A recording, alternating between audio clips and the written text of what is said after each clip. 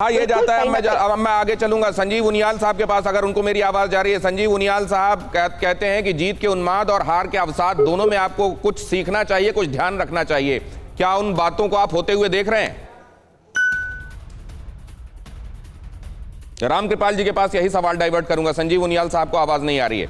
रामकृपाल जी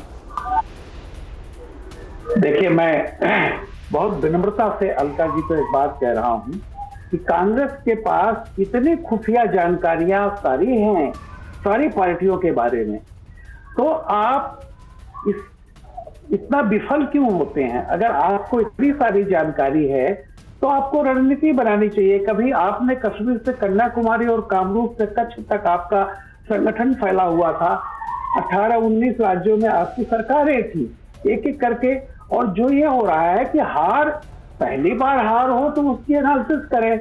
लगातार 7 साल से आप लगातार हार रहे हैं और उस एनालिसिस के बावजूद कभी भी कांग्रेस का कोई भी प्रवक्ता कभी कांग्रेस पार्टी की अपनी अंदरूनी हालत से बात नहीं करता, उसे तमाम चीजों में बुराई दिखाई पड़ती है। मैं सिर्फ एक बात कहता हूं कि प्रतिशोध से राजनीति नहीं की जाती है।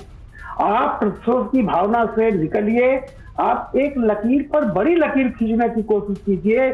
कोई एक लकीर है तो उसको मिटाने की कोशिश जो 7 साल से आप कर रहे हैं, उसमें आप अपनी ऊर्जा को वेस्ट कर रहे हैं और कभी सफलता नहीं मिलेगी।